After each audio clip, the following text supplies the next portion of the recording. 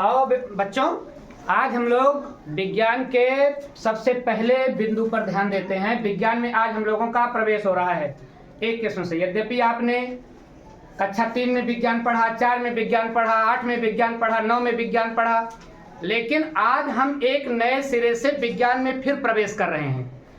मैं आप लोगों को बताना चाह रहा हूं कि विज्ञान कोई हवा चीज नहीं है, विज्ञान कोई डायनासोर नहीं है।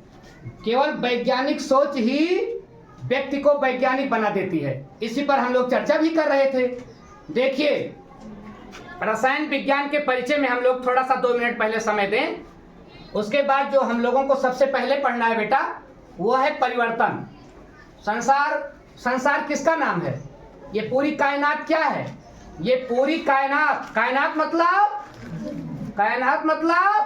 ब्रह्मांड, पूरा ब्रह्मांड। बेटा पूरा ब्रह्मांड क्या है? पूरा ब्रह्मांड परिवर्तन का नाम है। जो आज है वो कल नहीं रहेगा, जो कल था वो आज नहीं है, जो कल रहेगा वो परसों नहीं रहेगा। संसार बेटा किसका नाम है? परिवर्तन का नाम है। गीताकार भगवान श्री कृष्ण क्या कहते हैं कि परिवर्तन ही प्रकृति का नियम है। परिवर्तन ही प्रकृति का नियम है। प्रतिक्षण बेटा परिवर्तन हो रहा है, प्रतिक्षण परिवर्तन ही संसार है। तो अब आप ये मत पूछना कि सर परिवर्तन क्यों हो रहा है दुनिया में, क्योंकि आज हमें परिवर्तन के विषय पर ही प्रकाश डालना है और परिवर्तन ही पढ़ना है कि परिवर्तन क्या होता है। और परिवर्तन हमारा आपका भी होता है। कभी हम लोग छोटे बच्चे थे, आज आप बड़े हो गए हो, कल आप वयस्क हो जाओगे, उसके बाद हम और बड़े हो जाएंगे और बड़े हो जाएंगे और बड़े हो जाएंगे।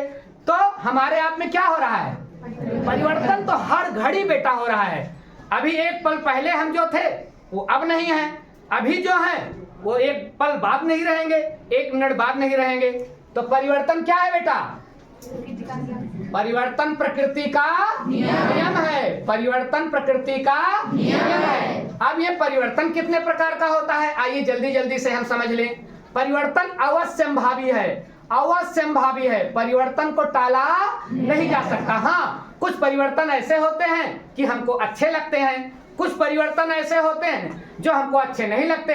अब संडे हमें बहुत अच्छा लगता है क्योंकि संडे को छुट्टी रहती है, और मंडे हमें नहीं अच्छा लगता क्योंकि मंडे को स्कूल होता है। परिवर्तन हुआ ना।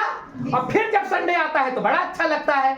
तो कुछ परिवर्तन हमें अच्छे लगते हैं और कुछ परिवर्तन हमें अच्छे नहीं लगते हैं। तो क्या परिवर्तन को इसी आधार पर बांट दें? अच्छे लगने वाले परिवर्तन, बुरे लगने वाले परिवर्तन, क्यों भाई बांट दिया जाए? ये भी कोई बंटवारा हुआ? वैज्ञानिक दृष्टिकोण तो ये नहीं हुआ। अच्छा आप देखें, मेरे हाथ में बेटा क्या है? मेरे हाथ में चौक है, और चाक को देखो मैं क्या कर रहा हूं। अब 2 हाथों में मेरे क्या हो गया? चाक ही है, कुछ और। लेकिन जो अभी 1 सेकंड पहले चाक था वही चाक है, दूसरा चाक हो गया। बोलो, वही चाक है, दूसरा चाक हो गया। दूसरा चाक हो गया, लेकिन तुम कह रहे हो चाक ही है। जबकि अभी जब ये जुड़ा था तो इसका रूप दूसरी तरह था, थोड़ा बड़ा था ना। लेकिन जब ये टूट गया तो छोटा हो गया कि नहीं हो गया? तो बताओ इसका क्या परिवर्तन हुआ चाक में कि नहीं हुआ? चाक में परिवर्तन हुआ कि नहीं हुआ? लेकिन ये चाक में बेटा जो परिवर्तन हुआ ये इसके अंदर में हुआ कि केवल ऊपर से 1 से 2 हो गया। 1 से 2 हो गया ना कि इसके अंदर में परिवर्तन हो गया। अब चाक को देखो, वैज्ञानिक दृष्टिकोण की बेटा हम बात कर रहे थे। तो वैज्ञानिक दृष्टिकोण की अगर हम बात करें तो चाक अंग्रेजी में चाक कहते हैं, और जो हमारे सब पढ़त रहे तेका खड़िया कहा जाता रहा। खड़िया। तो अब हिंदी में इसको आप खड़िया कहोगे, अंग्रेजी में इसे आप चाक कहोगे, लेकिन वैज्ञानिक इसको न चाक कहेंगे न खड़िया कहेंगे। जब वैज्ञानिक इसका नाम रखेंगे तो कहेंगे न ये चाक है न ये खड़िया है, ये CO3 का बना हुआ एक यौगिक है। क्या है ये? CO3 का बना हुआ एक यौगिक है। अब बताइए, देखो हम लोग आम बोलचाल की भाषा में खड़िया कहेंगे और अंग्रेजी में हम लोग क्या कहेंगे? चाक कहेंगे। और जब वैज्ञानिक किसी चीज को बोलेगा तो क्या बोलेगा? CO3 का एक यौगिक है। अब वैज्ञानिक समझ, अब अगर हम वैज्ञानिक दृष्टिकोण से बेटा चाक का अध्ययन करें तो हम ये नहीं कहेंगे कि चाक जो है वो खड़िया है कि चाक है ये है, ना।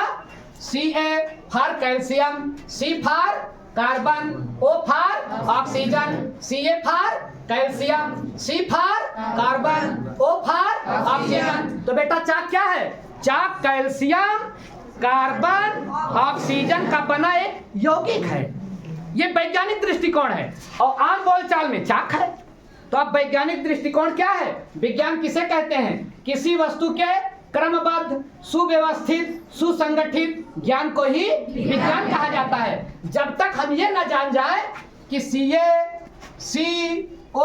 इन सबसे मिल करके कैल्शियम बना है, ये चाक बना है कैल्शियम से, कार्बन से और ऑक्सीजन से, तब तक कैल्शियम कार्बोनेट या चाक का अध्ययन कंप्लीट नहीं होता है। तो अब वैज्ञानिक दृष्टिकोण समझ रहे हो ना? अब ऐसे तो देखें, देखो इसको देखो,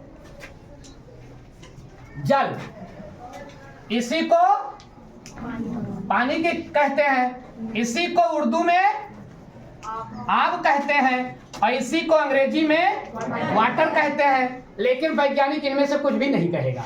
जब वैज्ञानिक की बारी आएगी तो वैज्ञानिक कहेगा कि पानी कुछ नहीं है, पानी हाइड्रोजन और ऑक्सीजन का बना हुआ एक यौगिक है। अब वैज्ञानिक दृष्टिकोण समझ रहे हो ना? तो विज्ञान क्या करता है बेटा?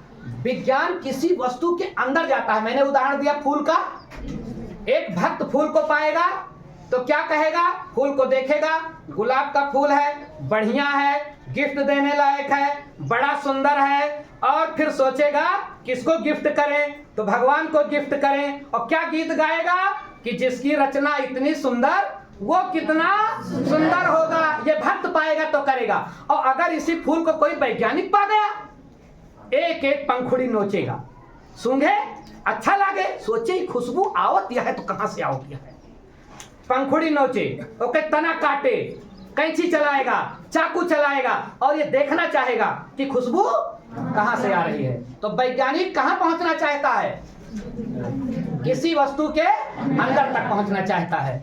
ठीक है बेटा? तो ये मैंने थोड़ा सा आपको परिचय देना चाहा कि वैज्ञानिक दृष्टिकोण और सामान्य दृष्टिकोण में कहां अंतर है। और एक थोड़ा मजे की बात देखिए बेटा कि H क्या है?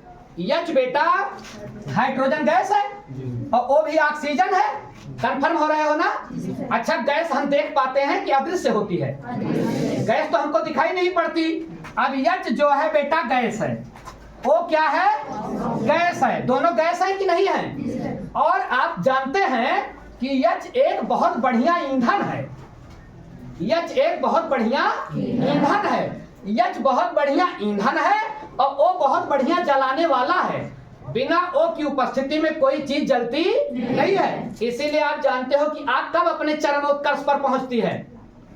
आग कब बढ़िया लागत है? जून माह। काहे का ये वही से हवा बहुत तेज रहा है। तो हवा आप माचिस की जलती हुई दिया सलाई अपने मुंह में रखा ना, बताओ तो ही, और मुंह आप बंद करें तो आपकी दिया सलाई बुझ जाती है। क्यों बुझ जाती है? क्योंकि उसको ऑक्सीजन मिलना बंद हो जाती है। कोई भी वस्तु बेटा बिना ऑक्सीजन के जलती नहीं है। तो ऑक्सीजन बढ़िया से जलाता है और हाइड्रोजन बढ़िया से जलता है। एक अच्छा ईंधन जो हम लोग घर में एलपीजी गैस यूज में लाते हैं, तो जो एलपीजी गैस होती है उसमें उसको एक अच्छा ईंधन कौन बनाता है? H। वह लकड़ी बढ़िया जले जो में H बढ़िया रहे। वही लकड़ी बढ़िया जलेगी जिसमें H ज्यादा रहेगा। अब जिसमें H कम रहेगा और C ज्यादा रहेगा वो धुआं ज्यादा देगा। कोई लकड़ी हम अगर अच्छा एक तो अगर H कम रहेगा C ज्यादा रहेगा तो धुआं ज्यादा देगा। और अगर ठीक से ना जला, मतलब ऑक्सीजन ठीक से ना मिला, तो फिर तब भी वो धुआं देगा। अगर दहन बढ़िया ना हुआ, अगर जलने की क्रिया बेटा बढ़िया ना हुई, तब भी धुआं निकलेगा ज्यादा। और अगर धुआं ज्यादा ना निकला तो क्या हो रहा है?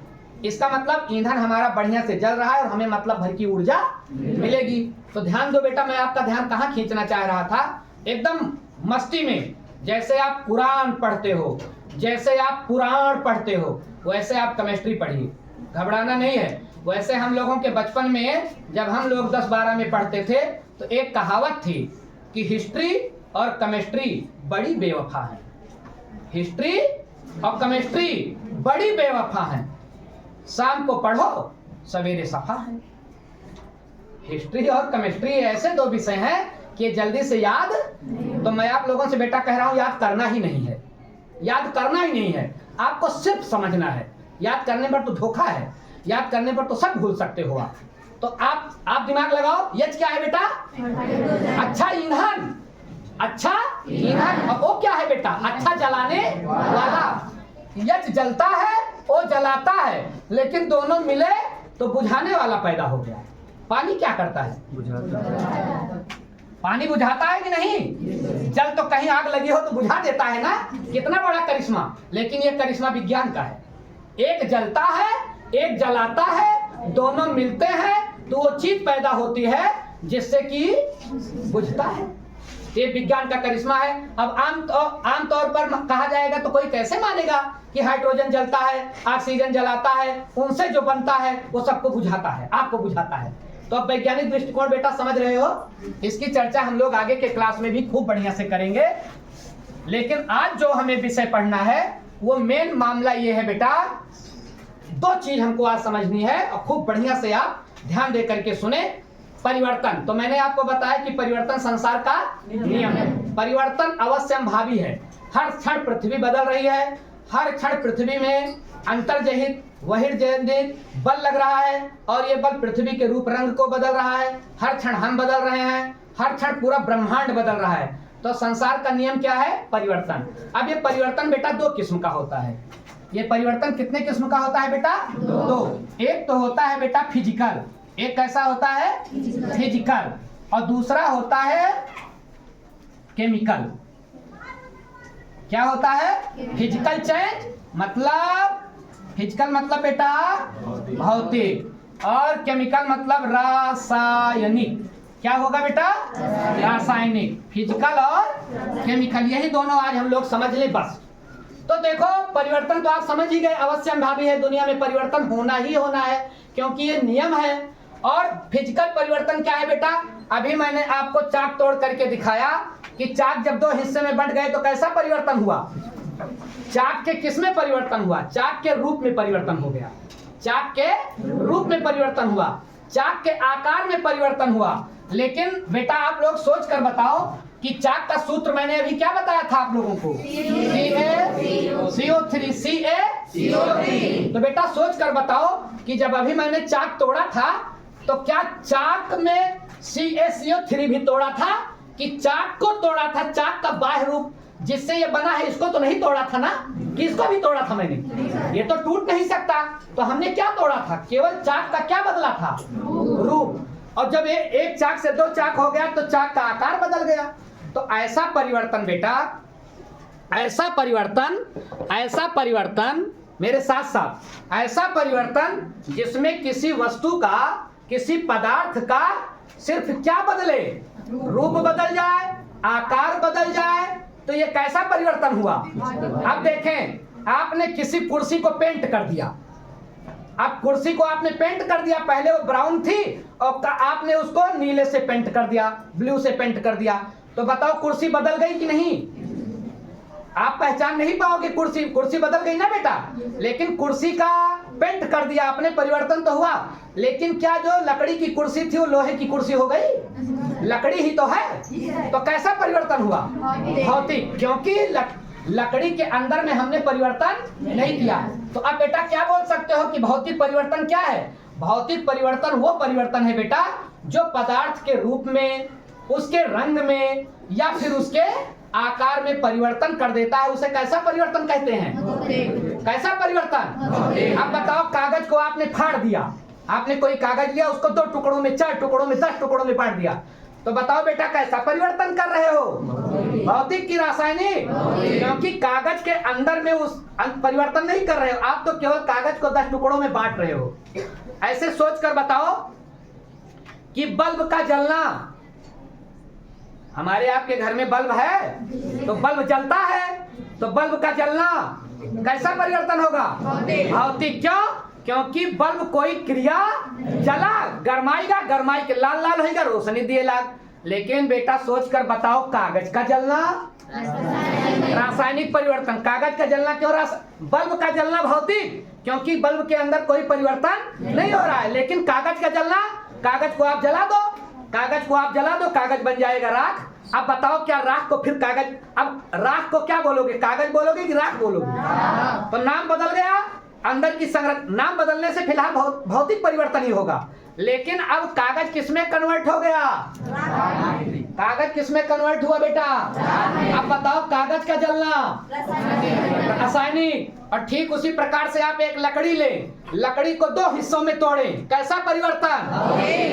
और लकड़ी को जला दें तो लकड़ी का टूटना और लकड़ी का जलना कंफर्म हो गए। ऐसा परिवर्तन जिसमें पदार्थ के अंदर कोई परिवर्तन ना हो, केवल किसमें परिवर्तन हो जाए, उसके रूप में, उसके आकार में परिवर्तन हो जाएगा। तो कैसा परिवर्तन है? भौतिक। अब आओ बेटा हम लोग जल्दी से देख ले रासायनिक परिवर्तन क्या होता है। तो बेटा रासायनिक परिवर्तन जो है वो ऐसा परिवर्तन है कि ऐसा परिवर्तन हो जाए जैसे ये CaCO3 है, अब CaCO3 में परिवर्तन हो जाए। लकड़ी जब जली, अब लकड़ी को ऐसे आप जान ले, मान लीजिए लकड़ी है एक प्रकार का, मान लीजिए लकड़ी है C6H12O6, मान लीजिए ग्लूकोज है, ग्लूकोज का स्रोत फल ही है। अब मान लीजिए ये जलाया जाए, अगर ये जलाया जाए तो बेटा क्या होगा? मैंने आपको अभी क्या बताया था कि बिना O की मदद से कोई चीज जलाई नहीं जा सकती। अब ये है बेटा ग्लूकोज, ये क्या है? ग्लूकोज। ग्लूकोज जला और ग्लूकोज जल करके बना रहा है CO2 और H2O। क्या बना रहा है? CO2 और H2O। अब बताओ ग्लूकोज को O ने जला दिया तो ये कैसा परिवर्तन हुआ? अब बताइए, ये इसमें कहीं ग्लूकोज दिखाई पड़ रहा है तो क्या बदल गया? ग्लूकोज के अंदर की संरचना बदल गई। तो लकड़ी के जलने से क्या होता है? लकड़ी के अंदर की संरचना बदल जाती है। तो बेटा ऐसे परिवर्तन जिसमें क्या बदल जाए? पदार्थ की संरचना बदल जाए, पदार्थ का गुण बदल जाए। अब देखा जैसे नमक, बड़का नमक देखे आप? बड़का नमक ना देखे होगा, बड़का नमक कहा जाना तू? बड़का नमक, ढोका नमक देखे हाँ चलो ठीक है, कोनो बात ना देखे यहाँ। तो अब का पीस दिया, तो नमक पीस दिया और चीनी पीस दिया, दोनों का रंग कैसे हुआ था? सफेद। तो तू कैसे जानबा कौन नमक है? अब बताओ, चीनी पीस दिया तो सफेद रह गए। तो चीनी जो सफेद है और चीनी पीसने के पहले कैसी थी? सफेद थी। और चीनी पीसने के पहले भी चखने पर कैसी थी? मीठी। और पीस दिए तो क्या पीसने पर और बदल गई ना? चीनी बदल गई ना? तो चीनी का पीसना, पीस दिया तो का भाव भौतिक की रासायनिक।